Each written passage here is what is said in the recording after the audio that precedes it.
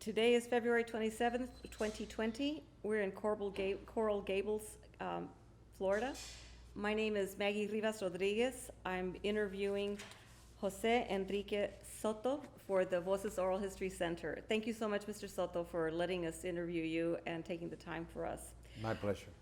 So we're going to start off a little bit talking about you growing up in Cuba and what that was like, and then what brought your family here to Florida. Okay. I have to say I have very fond memories of Cuba. I grew up in a very large family. It was a wealthy family. I wouldn't say very wealthy, but it was upper middle class. My family business side, they were involved in the coffee business. And the business grew as I was growing up.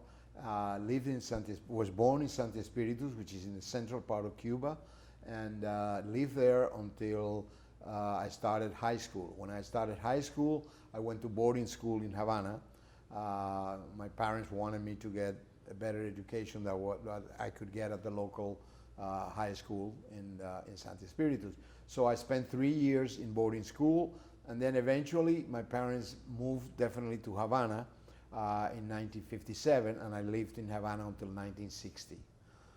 So why did they move to Havana? Basically because my other two brothers were getting older. They were going to have to do the same thing. The school that we went in Santi Espiritus was only a junior, up to a junior level. So it didn't have high school. So if my parents wanted them to get a certain type of education, they would have to be sent away to boarding school. And they decided that the best thing to do was move permanently to Havana. We had a place in Havana that we used to stay there for short vacations or, for tourism type of visits. So in 1957, they decided, also the revolution was taking place. And in 1957, it was still okay to travel throughout Cuba, but things were starting to get a little hairy about the revolution, Castro versus the government of Batista. So it was always a dangerous thing, be traveling back and forth. And my father said, no, let's all go to Havana. I'll come visit the city of Santi Espiritus as needed, and then you go to school in Havana and you grow up in Havana. So that's what we did. Do you think that your parents thought that it would come to that Castro would take over? No. Honestly, back in those years, Castro was really never thought of as a communist. The government of Batista used to say that, but everybody took it as it was propaganda to get people against him. In reality, I would probably say that 80 to 85% of Cuba was behind him when he took over, and he hid the fact that he was a communist, and he didn't declare himself a communist up until probably sometime in the 60s, maybe 65, 64, sometime around that time. At the beginning, he used to say the Cuban Revolution is green as the palm trees. It's not a red revolution, it's not a communist revolution, and he always sold himself as that, as just a revolutionary who was going to fight to make Cuba a better place, and it turned out to be what we all know now, that he was a communist at heart from the beginning, no question about it. You know what, Mr. Souto, I'm going to ask you to sit up a little bit and pull your jacket down in the back, because it's riding up a little bit. Yeah. So Okay. if you, All right. there you go. Okay. That's good. And we don't edit the tape, but we'll edit that little part. Right. Okay. So in 1960, what was it that was the catalyst for your family to move to Miami? In 1960, I had graduated in the month of June. I graduated high school, and I had started going to University of Villanova. Villanova University was a branch of Villanova, Philadelphia. It was a Catholic school with priests, and it was considered by Castro as a focus of anti-revolutionary people.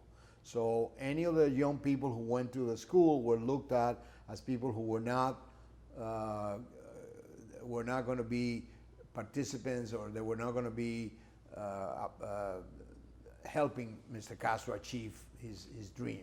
So he started to make it very difficult for the students. So my father, in October 1960, I only went to the school for a couple of months. My father said, I think I'm going to send you to the United States because my feeling is that because you're going to the University of Villanova, they're going to use that as an excuse to take it against the business. And at that time, they were using any excuse they could put their hands on to intervene in businesses and take over your properties. So my father said, so go to Miami. What we'll do is you learn English for a couple of months, and then in January, you go to the University of Miami and become a student there. And that's what I did. We came over, and I came by myself.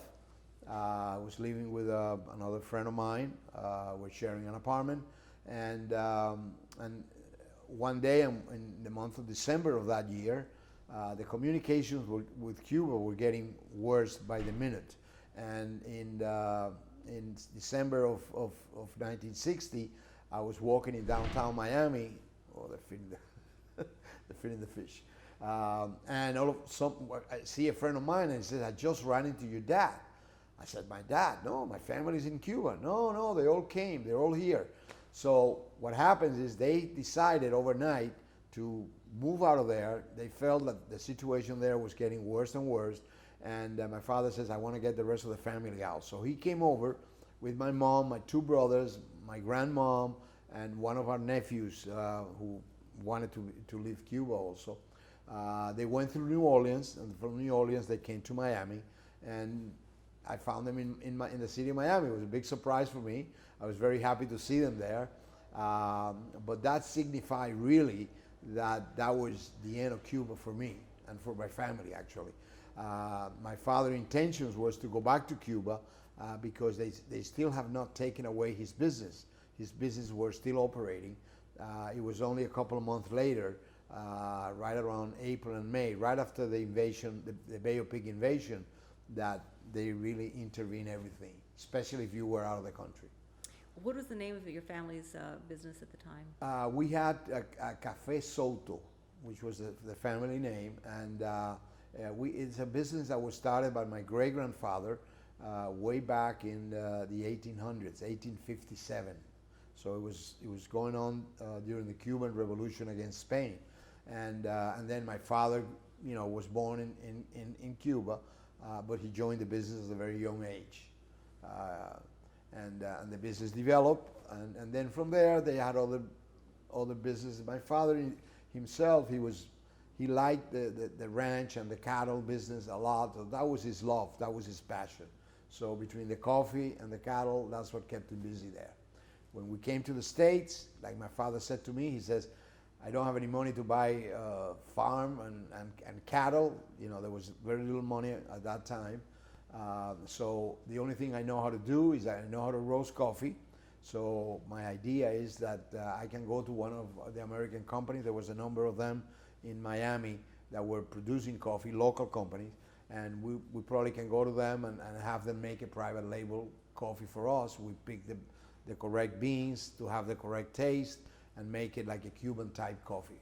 At that time, Miami was getting a lot of Cubans, in 1960, 61, 62. So the business started to grow.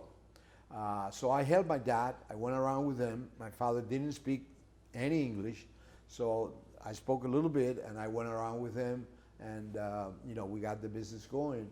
We got one of these companies to make coffee for us. And so the idea was, now that we have the coffee made under our brand, we would knock on doors.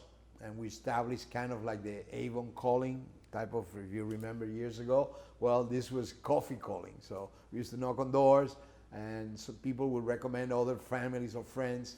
At that time, the community was a rather small community, maybe 100,000 Cubans, and everybody knew each other, and everybody was willing to help each other. It was really a fantastic time in Miami. There was not a lot of jobs in Miami. Miami was a seasonal city.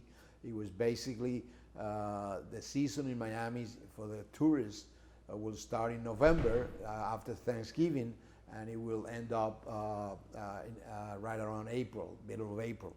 And after that, Miami Beach was a ghost town. There was no jobs available. So there were difficult times. People like my father, they used to hold 2 or 3 jobs in order to survive. And most of them were, jobs, washing dishes or doing anything that they could do, So we started doing the coffee thing. I was the only one who could drive because of my age. So it was my father driving routes, I'm driving routes, and then I started going to the University of Miami, and I kept on doing that in the afternoons. At night, my father couldn't afford to pay me too much, so I had to get another job. So the easiest thing to get would be like a parking attendant. So I parked cars for 2 or 3 years. Most of the time that I was going to the University of Miami, I was parking cars because it was a quick way to make a few dollars at night. It wouldn't interfere with the school. And it was okay, you could make $15, $20 a night, and at that time that was good money. As my brothers got older and they got licensed, they would drive. They were able to drive. Then they started delivering coffee all over Miami, and we did that all the way through 1965. I graduated from the University of Miami in 1965. And I felt I wanted to get a job where I had to wear a tie, and I wanted a secretary, and I wanted an office. And I said, coffee, only to drink. So I got myself a job at Jordan Marsh. It was a local store. It was a very good store, very high-class store. And I became a buyer, eventually working there for 10 years. In 1975, I was telling before, I was kind of mentioning the story that I got promoted to Minnesota, and I felt that was not what I wanted to do. I didn't want to move my family at that time. I had a boy and a girl already, and I felt like that was not what I wanted to do. The cold weather in Minnesota, I felt it was not going to agree with the Cuban type weather that we were used to. So I resigned from the company. I showed up at my father's office. We used to have lunch every Saturday, so I showed up this Saturday as I usually did to go to lunch, and I started looking around for. We had a small office and a factory in Hialeah, and my father says, "What are you doing? Look like you're looking for something." I said, "I'm looking for a place so I can put a desk." And he says, "A desk? What do you want a desk for?" I said, "Because I'm coming to work here. I just gave my 2 weeks notice at Jordan Marsh." So my dad looked at me and he said, "Wow, I'm very happy that you want to do that with me, because it's always been my dream that my sons could work with me, but I can't pay you." I said, "Dad, don't worry. I have enough money to live for 1 year at my level of living, and without having to get another job. So I'm going to dedicate myself to develop the brand and develop the business, and hopefully we can make it happen." And with that, my brothers also joined the company, and both of them resigned their jobs. And one of the brothers, Jose Alberto, he became really like the engineer of the family. He got involved in the production, in the equipment, buying equipment, and preparing the factory and stuff like that. And the other brother was involved in sales with me, sales and marketing. So that's how we started the business in 1975. It was a very humble start. At that time, the company was doing maybe $300,000 in sales, and from that we grew into eventually, by the time we sold the company, we were doing $150 million in sales. So when they quit their jobs and you had quit your job and you're starting this, it had to have been. It was a big risk that you were taking. Big risk. So was there a plan? So if something doesn't work out by this period of time, we will rethink this thing? Well, I was at the time, I was 31 years old, and I was making good money in Miami in those years. I was making a nice salary and bonus because of the job that I had. I had a dream job. I was a buyer. I was traveling to Europe twice a year. I was traveling to California twice a year. I was going to New York every month for 4 or 5 days every month. Every time I went to the cities, I was a buyer. I was treated like royalty. I was, I was taken to the best restaurants, and so it was a great life for a young man. But I felt that once I realized that I wasn't going to take the promotion that was offered to me and move to Minnesota, I knew that I had to make a change in my life, because once you refuse to take an opportunity like that, most of the time companies are going to relegate you. You're not a company man. So that's always going to be kind of something in your resume that you were not a company man 100%. So my feeling was I was a company man, but I didn't want to put my family through that move, So I said, if I'm going to make a decision and look for another job,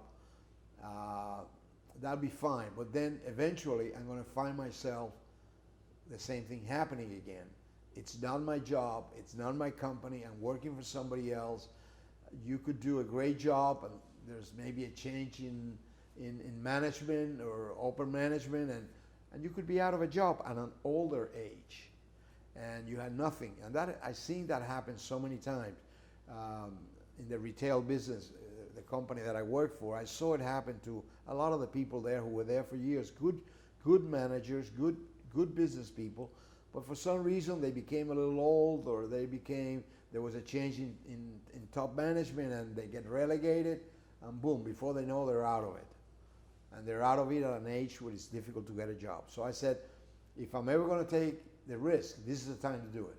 Worst case scenario, we don't make it happen, I can always get a job. I had a good reputation in the industry. I was offered many jobs, kind of like in a designing type of job, helping design lines. I was a buyer for men's sportswear, which is very important in a department store. So it was one of the departments that a lot of people look at it, and the performance of the store really it's guided by what happens in the men's sportswear and women's sportswear. Those are the two major attractions in this type of stores. So I always felt confident that I could get a job, a similar type of job. Maybe I wasn't going to be able to make as much money as I was making, but I would be able to survive. So I said, this is it. I got to take the chance, and it worked out fantastically. We had something great going for us. We had the name Pilon. My father had purchased the brand Pilon from the original owners of Café Pilon in Cuba, which was the largest coffee company in Cuba in the late 50s when Castro took over. So they have taken a lot of business away from my family. So it was kind of a funny thing that now when we come to the United States, we end up buying the company. What is the name of the owner of Café Pilon? That was Manolo Bascuas. So tell me about this. Your family leaving Cuba. How emotional was that for them? Well, it was a very emotional experience. As a young man, you don't feel the effect. You really don't. You're 18 years old. You have the world in front of you. You're looking at sports. You're coming to live in the United States, the greatest country in the world. Everything is ahead of you. But I look at my father, who was a young man, really, at the time, because my father was in his 40s, late 40s. But to me, he was an older man. And I see what he went through, from having a very comfortable life to all of a sudden having nothing and having to start a business with no money, a couple of $1,000s that a few friends got together and helped him out with, loaned the money to him. It has to be a real tough experience. I mean, I'm 77 years old today. I put myself in that position. Of course, I'm a lot older than my dad was, but I don't know how I could handle that. If all of a sudden somebody says, hey, you have to leave the United States, you have to go live in a country that you don't speak the language, because my father didn't speak English at all. My mother did a little bit, but not that. And you have to start all over again. It's a real tough thing. But for the younger kids, life goes on. You have your social life, you have your sports, you're going to school, my brother's going to junior high, the other one was going to high school, I was going to University of Miami. It's a little different. The other thing that happened, and for example, I look at the Venezuelan people who have been coming to Miami lately, and they are a tight group, I think, and the same thing happened with the Cubans. Very tight. Everybody helped each other. But at that time, more than ever, because everybody was in the same boat. Very few people had money. Very few of my friends, of the people that surrounded me in Cuba, in social clubs and in the social life, they were all broke. So everybody was equal. Everybody had to, not starve, but had to start from nothing and to try to build something, to try to survive. So I think for a younger person, it's easy. I think for an older person, it's very difficult. My mother, for example, she didn't know how to cook. She always had people do it for her. She had, 4 or 5 employees in the house. All of a sudden, she had to open a can of sardines or a can of, tuna fish. We didn't want to see tuna fish for years, and try to make a meal for us. And I think it was an unbelievable experience, really unbelievable. I think it affects everyone who goes through that. It changes your life. I think it makes you a better person. I really do. I think it makes you appreciate things a lot more. And sometimes I look at my kids, for example, they were born here in the United States, and they were born in a family that could afford to give them things, and they don't appreciate it like we do it, because we had it, we lost it, we had to do it again.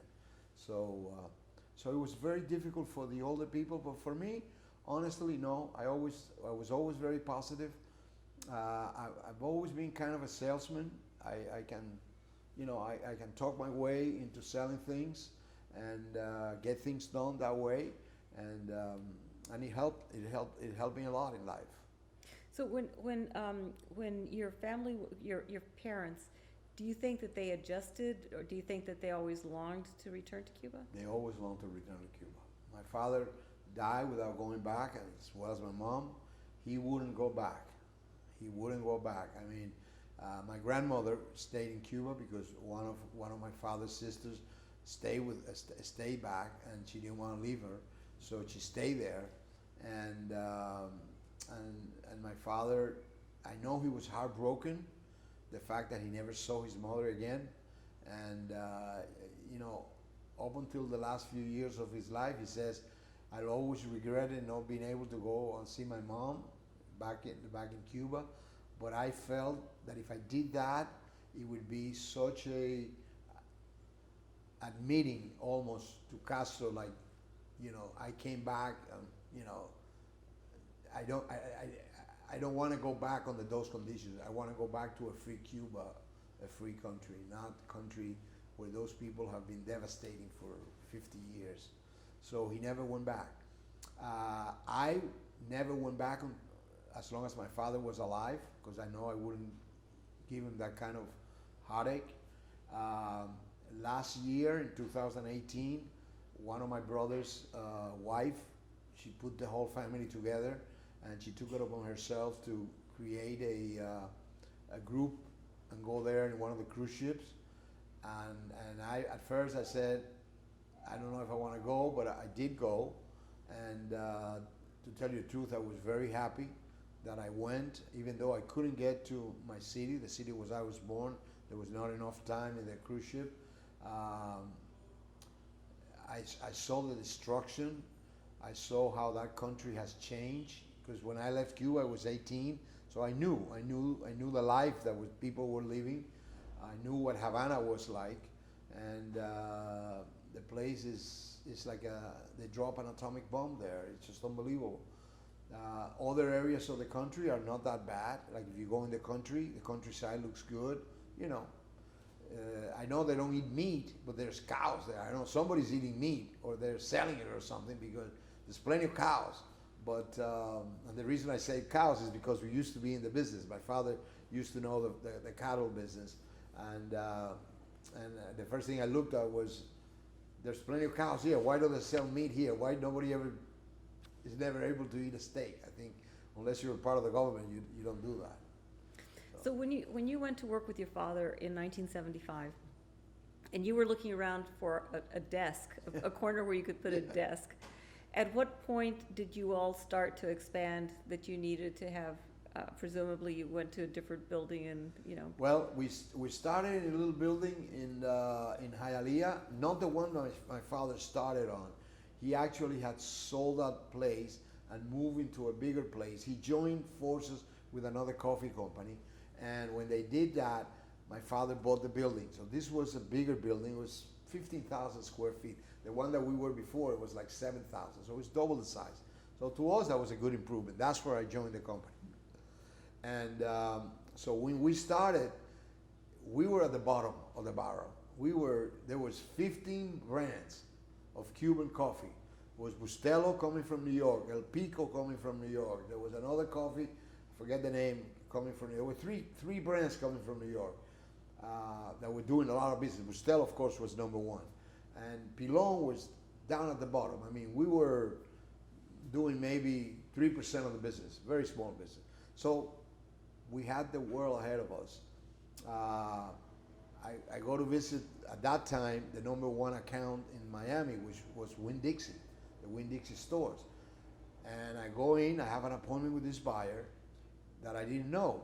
I walk into the buyer, I start talking to him, and he looks at me and he says, I know your last name.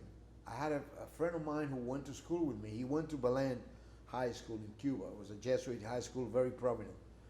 And he says, he had your same last name. He says, well, I had two cousins there, Fulano and Fulano. And he says, yes, that's him. I said, he was my best friend. So, wow, here I am trying to sell this buyer who, just to get to make an appointment with him, was a major thing. And this guy all of a sudden knows me and knows my family and knows the background and knows that we know coffee. And we hit it off and we started selling coffee. And I remember I got a big order for us at the time, 5,000 cases of cans. We had a machine that would make one can at a time. So we were working 24 hours to deliver. I mean, but we did it, you know. And When you say make a can, you mean actually make the can? Yeah, Take the metal and make the can? No. Oh, just fill the this can. machine would, at that time, eventually that's the way it was done. But that particular machine, you had to make the can already by somebody else. So it was the empty can. You filled it up with coffee one at a time. Boom, filled up. Put a lid on it and then seal it and vacuum pack it. So that for us was like, wow, this is really nice. So that's how we started growing. And it also helped a lot that in the 70s, a lot of more Cubans were coming. There was also Nicaraguans coming, people that were going through the same thing that we were going through in Cuba were getting to Miami. So there was the Latin population was growing, and the need for Latin coffee was growing more and more. Also, the espresso, the Cuban coffee thing was starting to happen. You know, people would come to Miami and they'd see people standing on a corner having a little cup of coffee, and they'd say, "Wait a minute, what are they doing? We're not in Italy. This is Miami." Well, no, that's the Cubans. They drink coffee like that. You know, 10 cents at the time, 10 cents for a little cup of coffee, 2 or 3 times a day. So the business started to grow, and we started pushing and pushing and pushing. At the time, Café Bustelo, who was owned by an American company, was the leading brand in the industry. They did probably 80% of the business. They had 80% share of the market. So and they were putting a lot of pressure on us. They were really trying to close us down. They had a deal of coffee where they were losing money, and they had it for 6 months, trying to stop us from growing. They knew that we were dangerous because we were a family group. Nobody made any money. All the profits would stay there. You know, we were almost working for free, building the business. So we were having a very tough time. It was a couple of times where we said, "Wow, this is getting tough because our sales are going down and down and down. So I said to my dad, I tell you, Dad, what I like to do is I like to visit New York. I know New York very well. I knew it because I used to travel to New York once a month. Of course, I was in Manhattan. I never went to New Jersey. I never went across the bridge. It was always in Manhattan. Those are the area that I knew. So I said, I want to go there because Bustelo is very big there. That's their home. El Pico also, at that time, a separate company, also from New York. They're doing a lot of business there. So I want to go there and see what's happening. So I go to New York. I rent a car. I go over the bridge. I go over the tunnel. Actually, I went to the New Jersey side, and I go there's like a little, no, not a little, a big shopping center, and I see ShopRite. ShopRite is a brand name of stores. So I said, okay, I'm gonna go take a look and see what they have on the shelf. I walk into that store, and I see the coffee section, the Latin coffee section, had 30 feet of space. In Miami, there wasn't a store that had that kind of space. I said, wait a minute, we're missing something here. There's 20 feet of Bustelo, 50 feet of El Pico, and a couple of other brands. We need to be here. So I call my dad, and I get him on the phone right away, and I said, hey, Dad, we got to be here. We got to come to New York. I don't know how we're going to do it, but we got to come to New York. I'm flying back tomorrow. I'm going to make a couple of more stops today, but I see what's happening here, These people are selling the coffee here 3 times the price that they're selling in Miami. So they're making a killing here, and they're killing us in Miami with the price. I said, we got to come fight the battle here. So came back to Miami, and I always have to give my father his dues. I mean, he was a man, it didn't matter, because even at 80 years old, he would make decisions that only a young man would make. He had that type of mentality, very open, very enthusiastic about new projects. So I came back to Miami. In the plane, I worked out figures. I said, Dad, I looked at this market, and if this represents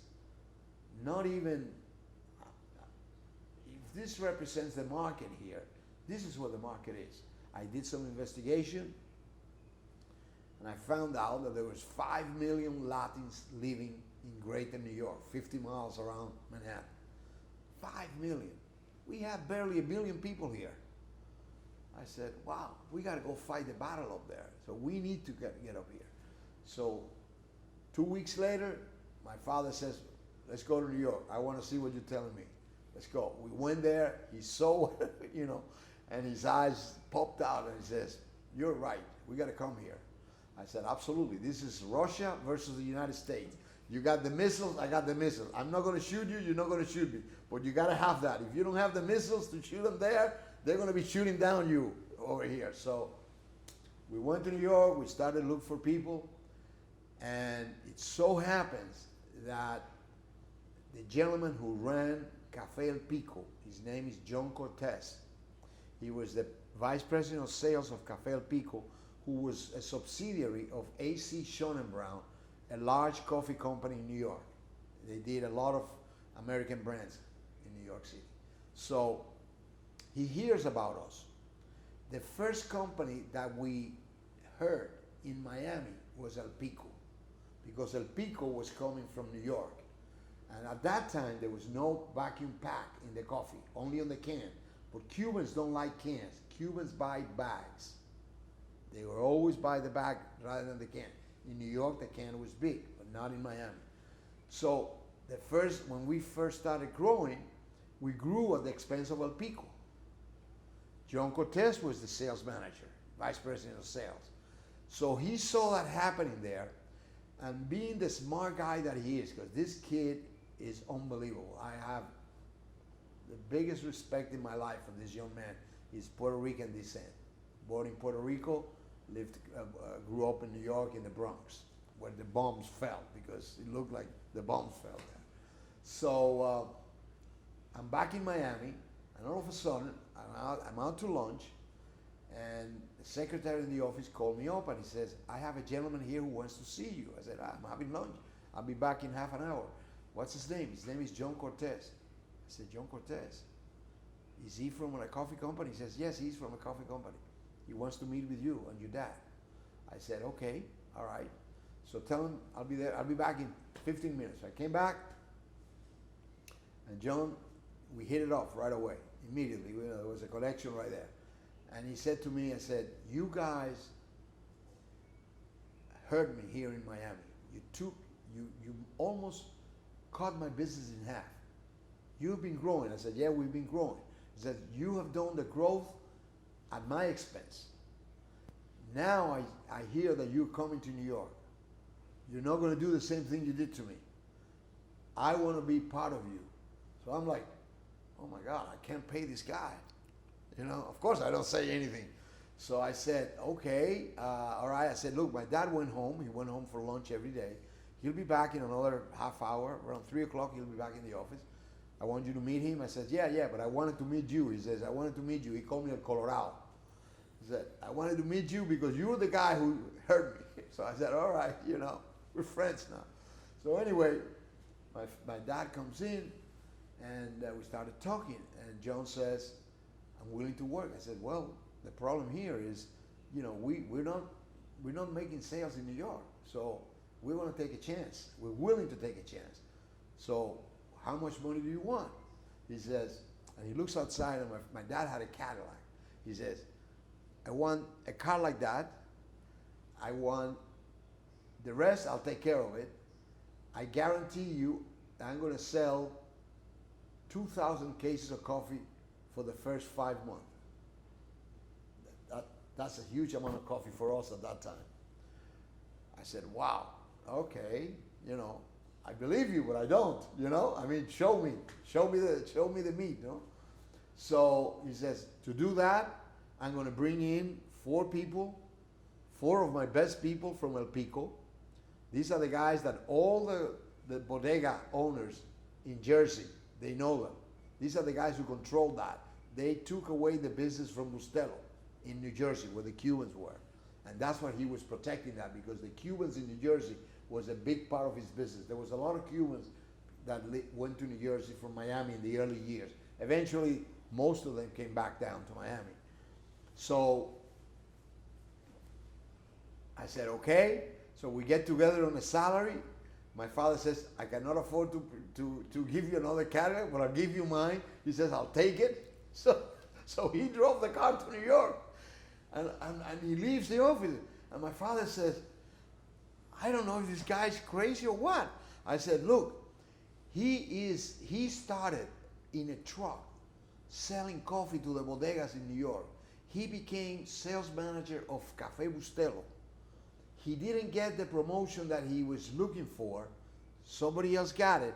And he went and showed up at El Pico. By that time, I knew I have been able to qualify the story.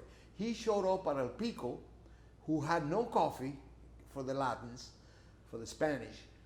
And he says, make me a Spanish coffee, and we're going to knock Bustelo out of the being the top coffee. And they gave him 7 trucks, and they gave him the coffee. And 2 years later, he went from 0 to this position. He was selling a lot of coffee in New York. And he wants to come work for us, and he's bringing 4 of his best drivers, plus 1 supervisor. He says, we got to take that shot. My father said, absolutely. I just don't know if this guy's for real. He was for real. I mean, the guy did exactly what he said he was going to do. He started the business growing. He sold not 2,000 cases. He sold 4,000 cases. That was like, we didn't know how to handle it. I mean, the 5,000 cases that we sold Winn-Dixie was a one-shot deal to be delivered over 3 months. These were 4,000 cases in a month. That was, for us, it was like, wait a minute, we need to employ people. We need to start doing things here different. We got to start thinking about how we're going to be able to produce that. We need to buy the coffee. As all of this is happening, the coffee market in 1975 went from 55 cents, the cost of the green coffee, to over $5 a pound. That helped us because my father, following the advice of a coffee company, one of the coffee importers, he was told, hey, coffee's going to go up. There's being a big winter season in Brazil, and at that time the plantations in Brazil were way south, and every time there was a strong winter, it would kill the trees, and the trees would die, and it would take 3 years to get the trees producing again, minimum 3 years. So my father bought coffee, so instead of making the money in the actual taking advantage of the situation and making extra money, what we did was we kept the price down to grow the market, to grow our market share. And we were able to do it. And that's the beginning of the story. So the pique, to make sure I understand, so what was that was the brand that John Cortez El helped? Pico. What El Pico? What did that company? Who is the holding company? The owner of that brand was A.C. Schonenbrand. Oh, I see. Okay, so they created the. Yeah, Bustelo was owned by Tetley. Okay. Originally Tetley Tea. At that time, still Tetley Tea, but shortly after, there was a buyout, and some of the executives that were involved in the General Foods, remember the big buyout of the General, a lot of executives left with money. They created a new company in England called Tetley USA, and they were the owners of Bustelo. They were the owners of Martinson Coffee, Brown and Gold, a whole bunch of brands in New York City, American brands. But Bustelo was the cash cow. That was the one that was producing the money.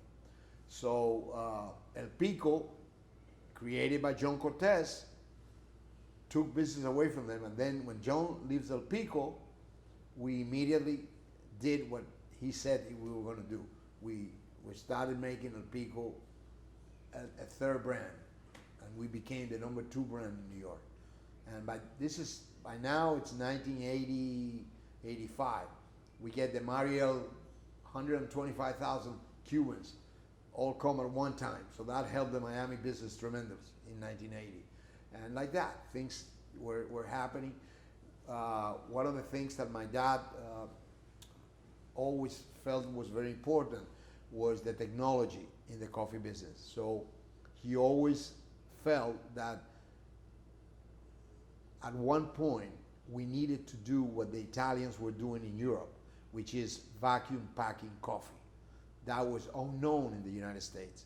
If you wanted vacuum coffee, you had to buy a can. There was no bags. The Spanish people need the bag. They want bags. They don't want cans. They buy cans, but they know it's more expensive, and they like the bags. Traditionally, the bag is the big thing for the Dominican Republic people, which again, you got a couple of million, I don't know how many millions in New York City. The Puerto Ricans, the same way, and the Cubans, they would not even buy cans.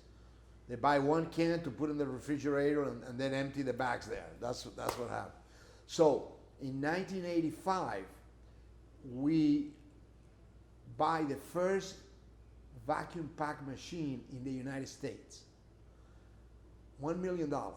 For us, that was like $100 million, because $1 million in 1985 was very difficult to obtain.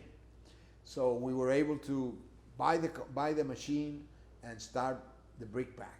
So we were the first brick pack in the United States. The second company was a company out of New Orleans, Community Coffee, who started it's a small local brand in New Orleans. They had another brick pack machine. And then Bustelo took the position that their customer would not understand the brick pack. They were very wrong, because now we were able to bring the bags to New York in a brick pack, which means that the coffee doesn't get stale. The coffee lasts a year and a half. So you can put it in a shelf, and the coffee you buy 2 months later, and it's like fresh. If you use a regular bag, the ones that were being used at the time, after 10 days, that coffee was stale. And you buy it and it's no good, so you say, hey, the coffee's no good. No, it's not that it's no good, it's just that it became stale because it doesn't have a barrier against the oxygenating the coffee. And that oxygen is very bad for the coffee. Where did y'all get the machine from? From Italy. Okay. All that technology was out of Italy. Interesting. Yeah. I'll tell you a fun story. 1985. I'm sitting in my office. Okay, we already have the machine. And my brother, who was the one who bought the machine, went to Italy, saw the machine, bought it, he and my dad. knocks on my door, my office, and he says, "Hey, I have somebody here I'd like you to meet." I said, "Oh, sure." Comes in. "This is Mr. Starbucks." I said, "Oh, Starbucks." I said, I traveled to California trying to develop the California business. So I made a lot of trips to LA, I made a lot of trips to San Francisco. So I knew, I started to see Starbucks trucks in California. So I started talking to him. And he says, "No, we're from Seattle." And I said, "What are you doing in Miami?" He says, "Well, we came to see your brick pack machine. We're going to buy 2 of those machines. And the company in Italy has a deal with your brother where if we're not competition to you, if we're not a competitor, you know, he will show the machine and show it how it works and, you know, how the whole thing works." So he says, so he asked me, he says, "You're a big company." I said, "Yeah, you know, yeah." So he says, "How much business you do?" I said, "Well, we do about 10 million pounds. We're doing about 10 million pounds at the time." So I asked him, I said, "How much are you doing?" He says, "This year we're going to do 5 million pounds." And he starts telling me the story. I said, "So why do you need 2 machines?" He says to me, "I have hired this guy who worked in my store. We had a store in Seattle where we sold coffee. And this guy has some incredible ideas, okay? And he starts telling me what's going to happen with Starbucks. They have all these marketing ideas where they're going to go and start coffee shops in different places in the city." He says, "Something like they do in Italy. So people will go and have coffee." And I'm going like, wow, that's very interesting. And he was a 3rd generation. His family was a 3rd generation coffee people. It was his grandfather who started the company. I think he had 2 or 3 brothers, maybe a sister. So anyway, they were all involved in the business. So I'm saying to myself, this guy's taking a big risk. He's buying $2 million machines, and he only sells 5 million pounds of coffee a year. Wow, I hope he does okay. He did, no? What a story, you know, Starbucks. $1 billion company nowadays. So yeah, that was a... Do you remember what his name was? No, I don't remember his name. Short fellow, young guy. He was maybe in his late 30s, 40s. It wasn't Howard Schultz. Howard Schultz was the guy they hired, who is today the guy who made Starbucks what it is. I think the family's out pretty much. I think, yeah.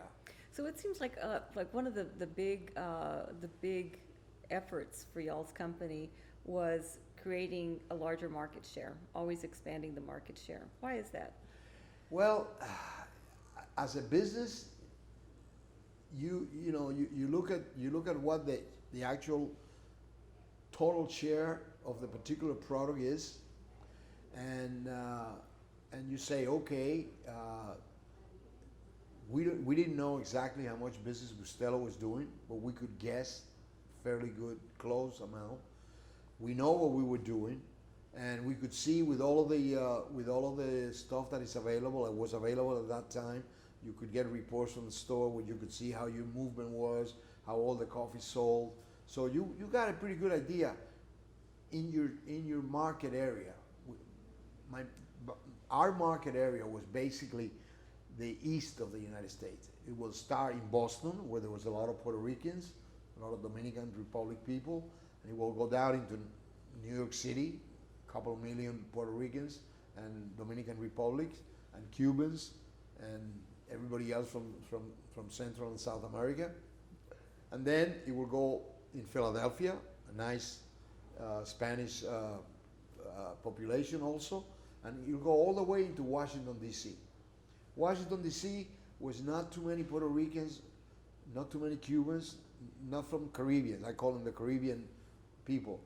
It was mostly Salvadorians, Central American, a lot of Central American people. They don't drink our coffee the way we drink it, but they're coffee users. So, and then from there, from Washington, you really don't have any more business until you get to Florida. And the first business you do a little bit of in Jacksonville, not too much. And then Orlando was growing at that time. Orlando was, was attracting a lot of Puerto Ricans. Like today, I don't know how many Puerto Ricans live in Orlando. There's a lot of them. Tampa, never a coffee drinking population there. The coffee traditionally was not a good cup of coffee. They used a lot of mixing with the coffee. They used different roots, and they've been doing that since the Spanish back in the 1800s. So they would not really appreciate a strong coffee.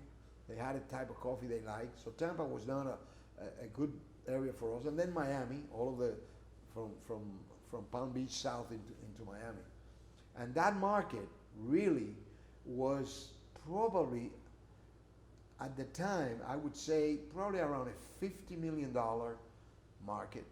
Bustelo was doing 30. We were doing 15. And the rest was little companies, a little bit of different. There were other brands that we had. Bustelo had other brands. They bought El Pico eventually, Bustelo, Tetley and Sean & Brown. Tetley bought Sean & Brown. So now they had, in the espresso category, they had Bustelo, they had El Pico, they had Medaglia de Oro, they had Oquendo. So they had 4 brands there. Bustelo, of course, being the number 1 by far. Medaglia de Oro, good seller in Canada, good seller in California. It was an traditionally Italian family coffee. The only Italian coffee that was sold in the United States for many, many years.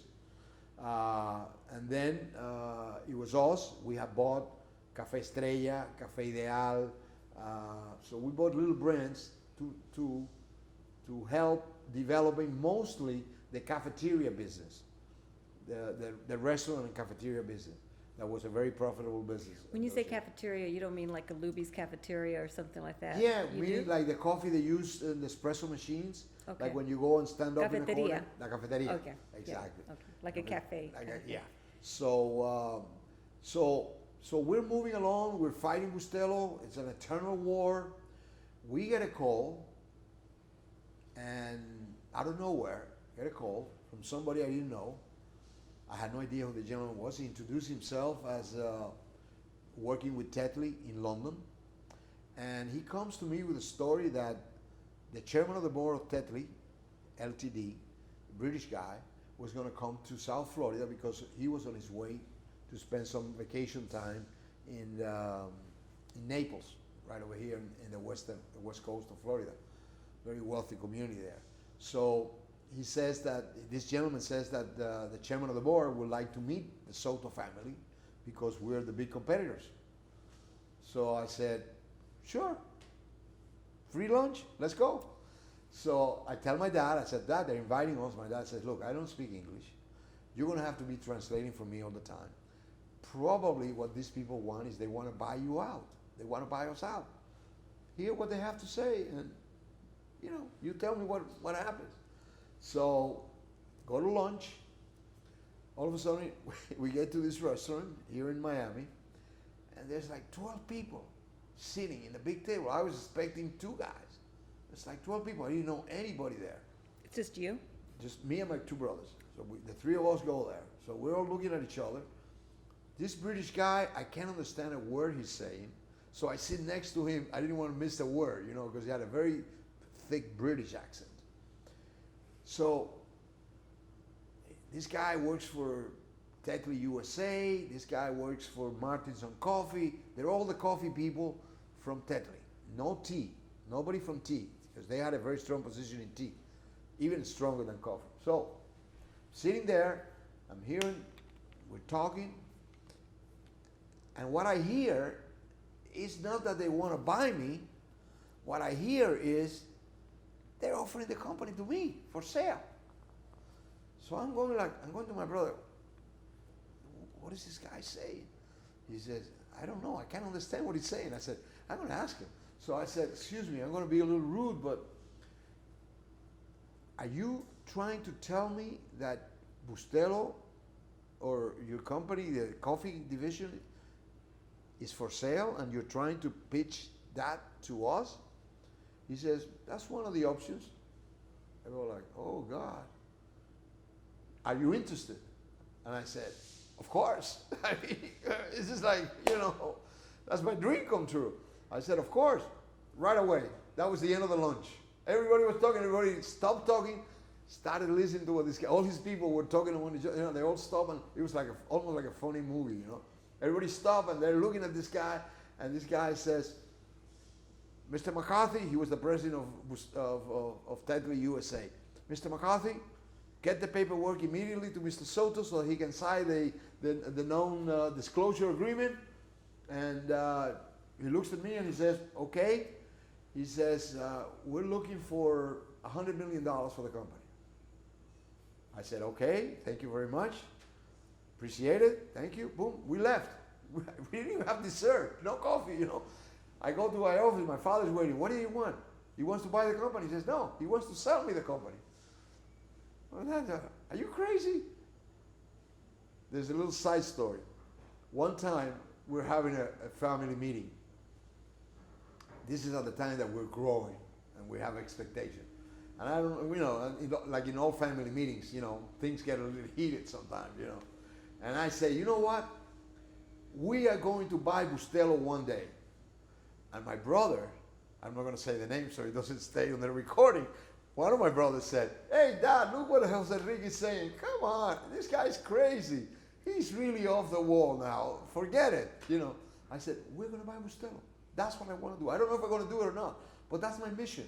My mission is, let's try to buy the big guy, you know?" So this happened like 3 years before. At the time, I was just really, just talking. So when I said to my dad, "I remember I told you we were going to buy Bustelo." And he said, "Come on, are you okay? Did you have lunch? Or what? Did you have a drink?" I said, "Dad, just think about it. This is the greatest thing that if we can manage to do this, this would be fantastic. Fantastic." So my dad says, "Okay, all right, go to work, go to work." He always did that, you know. When he wanted to finish the conversation, "Come on, don't you have anything else to do?" I said, "Yeah, Dad, okay, I go to work, all right." 5 minutes later, he calls me. "Hey, I just called my bank."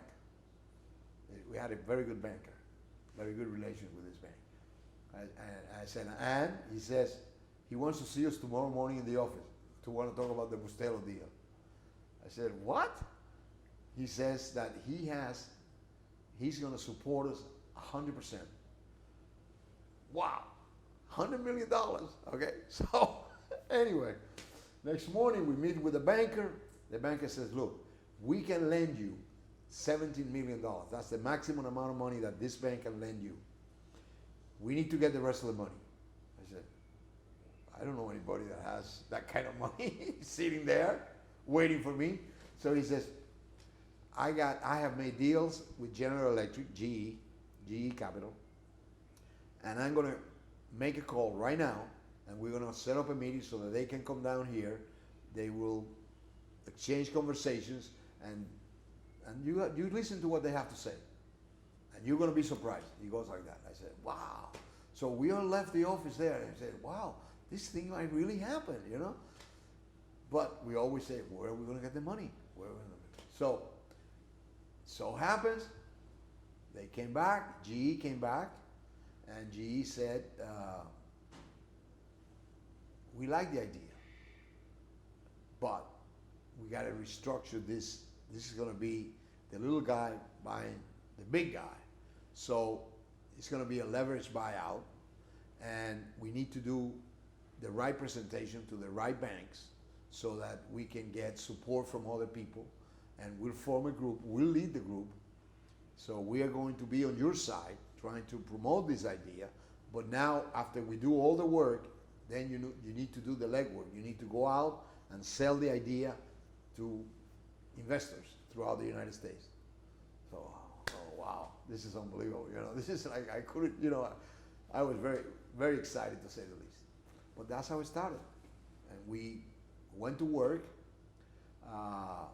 At the time, there was another company who had been looking into Bustelo business, and they were not ready to make a deal because they were afraid is not the right word. They were concerned that once they bought Bustelo, they still had to fight us.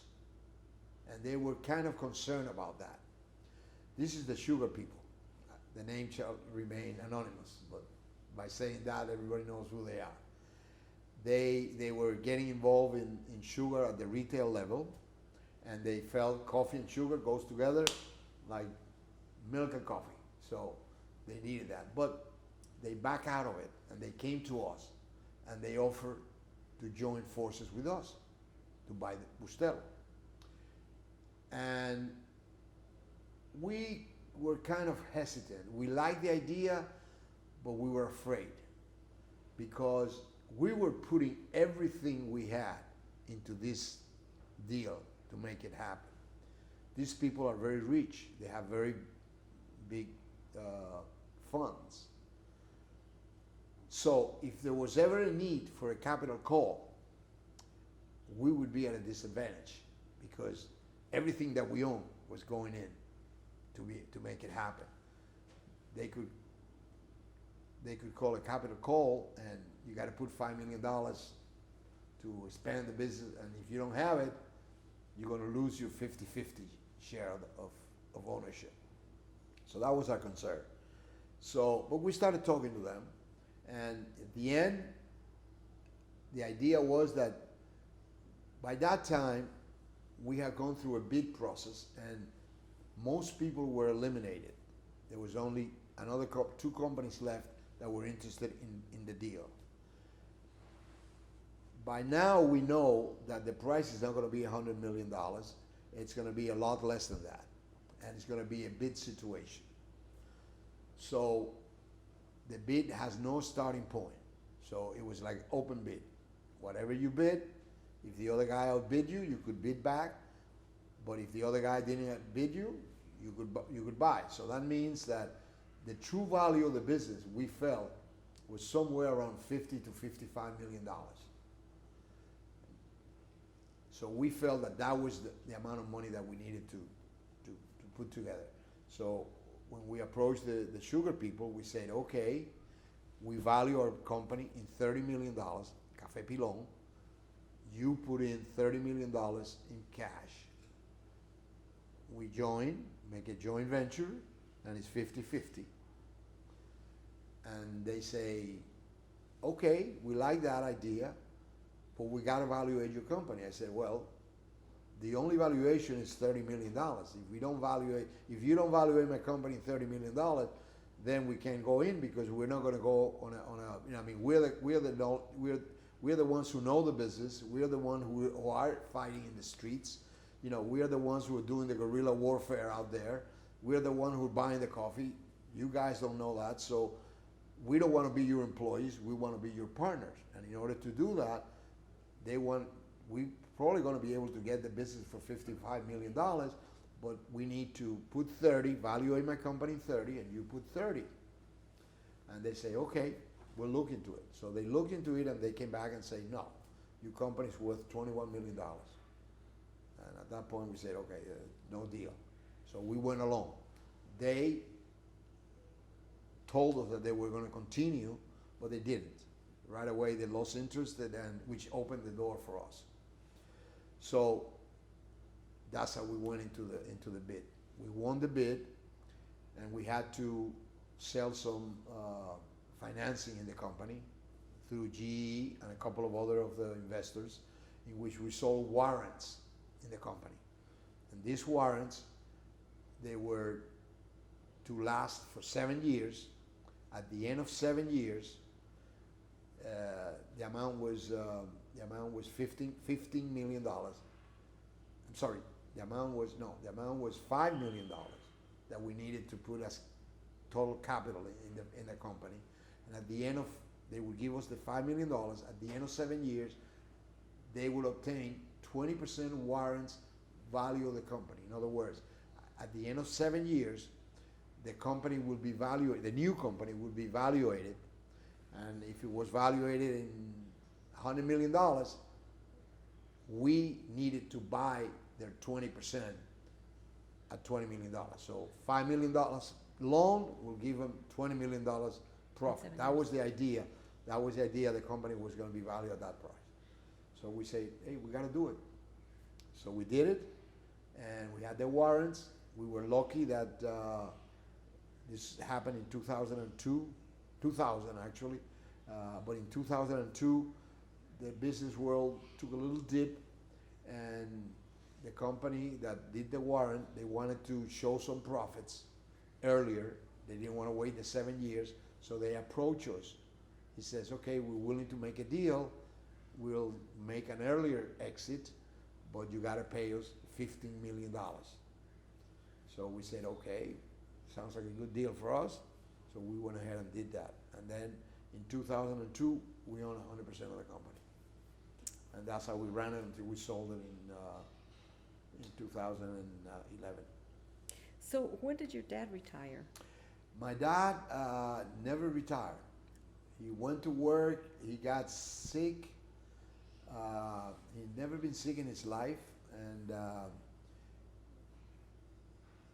it was kind of a weird thing. He goes to this doctor who's a good friend of his. I also go to the same doctor. My brother goes to the same. My two brothers go to the. We all go to the same doctor. He's a cardiologist, but he does general medicine also. And by pure coincidence, we all walk in there the same day on a Friday before Labor Day. I remember because I was going away on the boat, and I was just going to see the doctor and get some paperwork that I needed or something, and I was going to go. And I find my dad there. Hey, Dad, what are you doing here? No, I had an appointment with the doctor. What are you doing?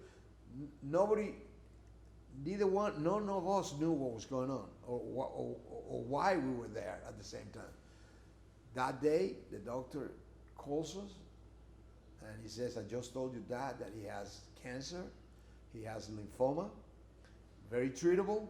My dad at that time is 93 years old. Looked like he was 70. Always did a lot of exercise, always stayed in great shape, always ate the best healthy food. He was eating turkey all his life. When nobody ate turkey, he had turkey and chicken every day. So he was a very healthy person, but he got diagnosed with a cancer. He goes into the hospital, and he lasted 4 weeks. He couldn't resist the, I think the amount of chemotherapy that they gave him was just too much. He couldn't handle it. So he passed away in November, and that happened in September, Labor Day, beginning of September. So he lasted about 6 weeks. But it was quick. He didn't suffer too much, and so he didn't see the end result of us selling the company. He would enjoy that because there was a couple of instances where companies came to us to buy us out. Procter & Gamble was one, huge company, good offer, but not quite what we wanted, so we didn't sell it. We ended up selling to Smokers. So what was it about Smuckers that was the right fit? What happened was there was a company in California that I wanted to buy. It was my competitor here in Miami, and I felt that they were only doing good business in Miami, but they have done a very nice job here. And he was taking sales away from me, and he was keeping the price of coffee very competitive. So I called the company up, and I tried to make a deal with them to buy the company. I knew the owners, the family who owned the company, Cuba family. So we started talking, and there's two brothers who run the deal. There's four of them, but two of them are the ones who do the day-to-day business. And I had one of them convinced that this was a good deal. I was going to pay him $30 million for the name, which was fantastic. I still don't know how they didn't do it. So the other brother wasn't sure because they were in a growing, like he told me, he says, we want to grow, we don't want to sell parts. And I know this is small for us because they're big in American style coffee. The Gavinia brothers, big in California. But he said, I don't want to sell any pieces. I want to grow. So we weren't able to buy it. So about a year goes by, and I still want to buy them, but I don't have how to get to him. He closed the door, no. It's difficult when the door is closed like that. So we have this friend of ours, friend of my son-in-law, who works for UBS, the big bank company. And he had helped us out when Procter and Gamble approached us. He represented us. So he's visiting us, just paying a visit as a friend or maybe future business. And he says, anything I can do? Oh, we were trying to. There was a couple of companies that we tried very hard to buy. 8 o'clock coffee, excellent company. We couldn't get it. Somebody else paid more than we did. There was another company, I forget the name of the other one, but there was a couple of companies that we tried to buy, and we couldn't. So he says, is there anybody else you want to buy out there? There's a company named Caribou in Canada. It's big. I said, no, that's too big. It's, they own a lot of places where they sell fuel and stuff. It's not really a coffee company, and it's, even though they do roast coffee. So he says, there's only one people in California. I want that business. Why don't you call them that? Tell them that I'm still interested. Maybe they change their mind. So he's in a meeting, and he's discussing with his other fellow associates. He says, oh, by the way, the Souto group in Miami, Roland Coffee, that was the name of our company. Roland Coffee is interested in buying this guy in California. Anybody knows them? And somebody's in the meeting, and he said, oh, did you say Roland Coffee is for sale? He said, no, they're not for sale. Oh, because if they're for sale, I know somebody who wants them. And the guy said, well, I'll find out for you, but what we're looking for is somebody, they want to buy somebody in California. So anyway, they approach them, they say no again. But they come back and say, hey, no, the Gaviñas don't want to sell, but somebody wants to buy you. I said, oh, but we went through the Procter and Gamble thing, and that creates a lot of, it creates, in a business, it stops you from doing things. You're concentrated in selling now, not in doing business or doing more business, So you lose a little bit of aggressiveness. And it's also tough for the employees, So he said, hey, but these people are big and they have the cash. Who are they? Smokers. Smokers? Yeah, they want to dominate whenever they go into an area. They want to have it all. So they want to have all the breakfast. They own, they own the one my brother worked for, I mentioned before. Pillsbury, there's breakfast people. They own, the coffee. They purchased Folgers for $3.7 billion 2 years before that. They own the rights to make what's the name of the brand? Great brand. Anyway, I forget the name, but another brand that it's very well known name, and so they came to us, and we started the meetings with them, and we liked them right away. These people are fantastic people. They're natives of near Cleveland. They're born right in the Cleveland area. They are descendants of a sect, like the Ammonites, Mennonites? Yeah, Mennonites? Right, Uh-huh. yeah. People, you can, their word is gold. So we meet them, and we liked each other right away. And they say, well, you want to sell the business? Well, we could be selling. We start the conversation, and they finally call us and say, okay, we need to get together. We're interested in your business. We only buy businesses that are either number 1 or number 2. You guys own 80% share of the business in the United States of espresso coffee. So we want to talk to you. So let's get together. So they come to Miami, and we're sitting, and it's my job to tell them how much we want for the company. And I couldn't get it out of my mouth. I swear. I thought it was such a high amount that I couldn't. I didn't have the guts to tell them. So we're sitting in this room. There's a whole bunch of people there from their side, and my brothers are there. My accountant is there. My CPA, my lawyer. Everybody's there, and I can't come up with a name. The number was 360 million. I said, these people are going to run when they hear that amount. We only did 130 million in sales. very profitable, but very small company. But they didn't care. They wanted the share of the market that the company had in that particular business. So I finally say about 360. And I go, they're going to stampede out of this room here. But no, everybody's quiet. Oh, okay, 360, okay, well, all right, if we can substantiate it, we're interested.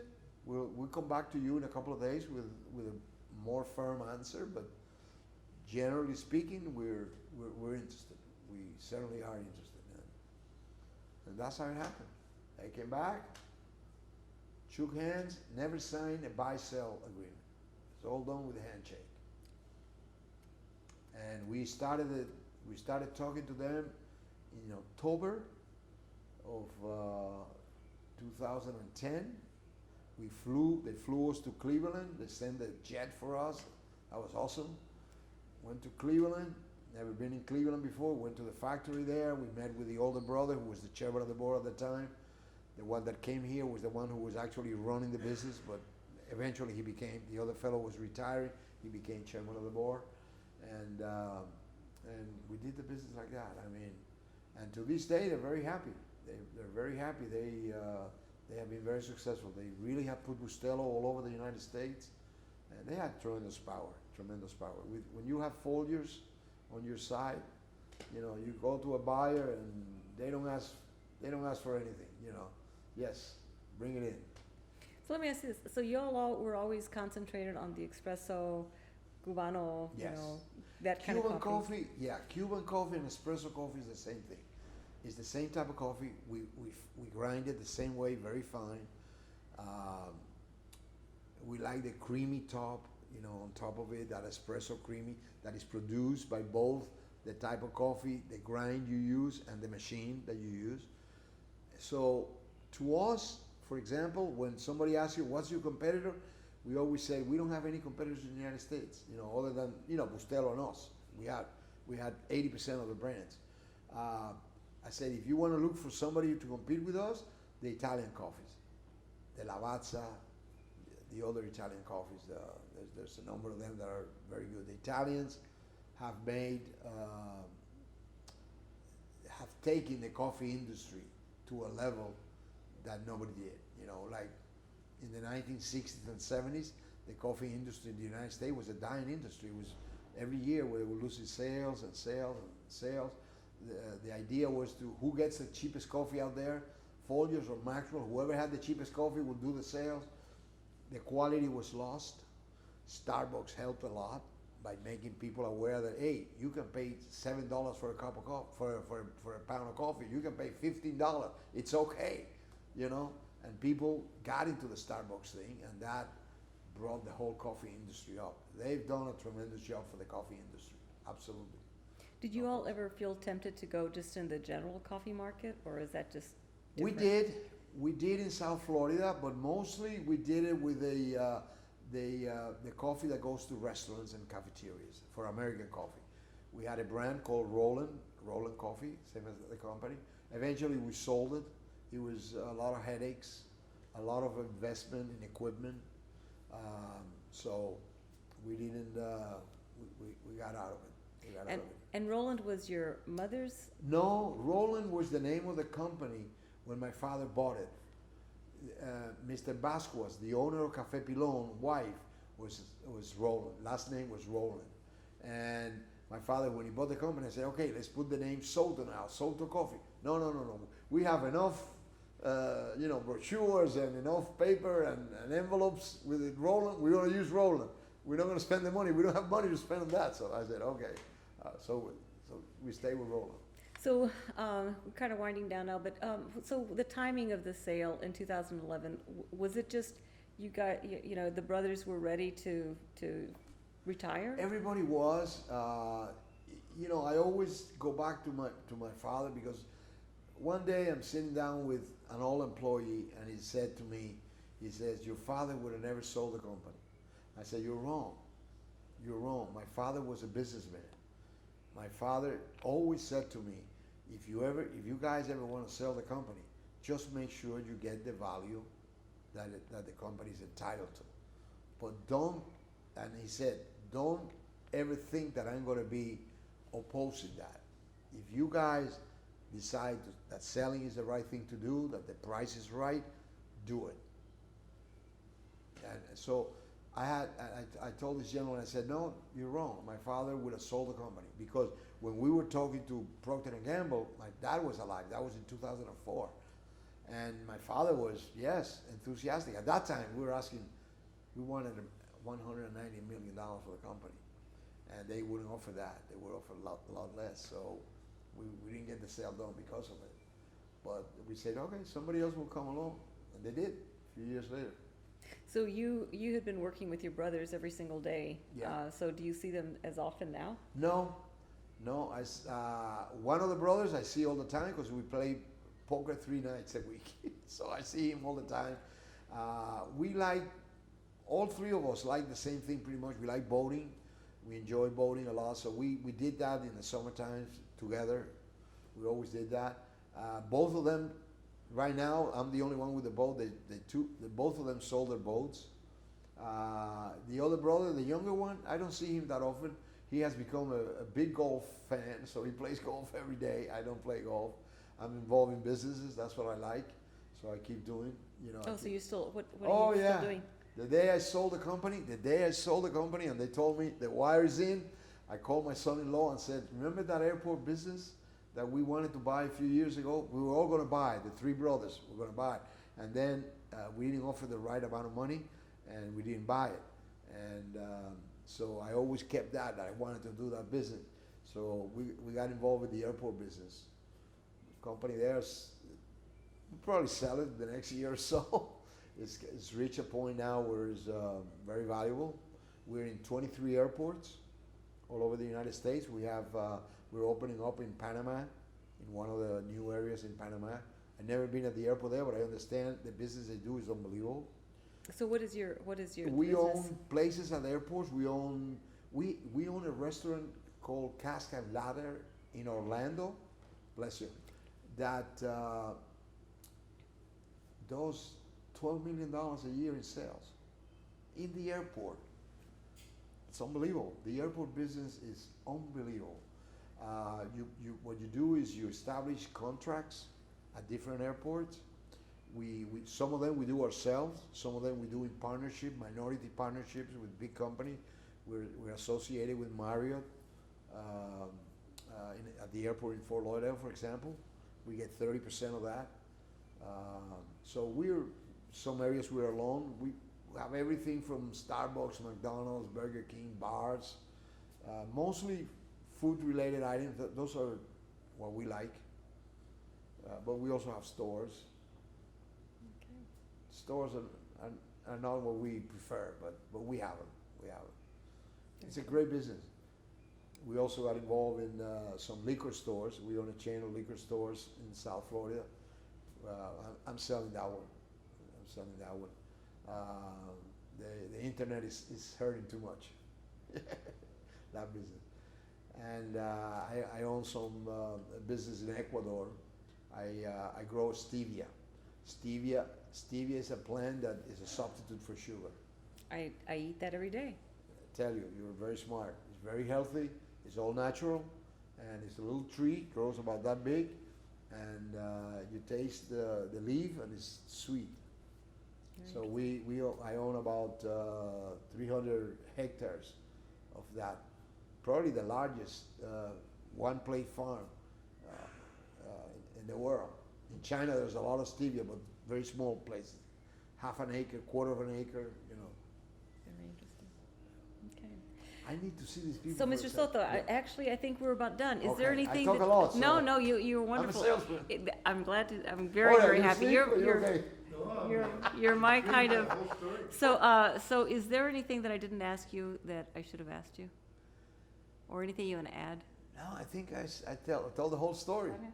Is there anything I should add, or what's that? I think one of the things that I take as an accomplishment was that me and my brothers and my dad worked for 35 years together. To me, that's a big accomplishment. It's not easy.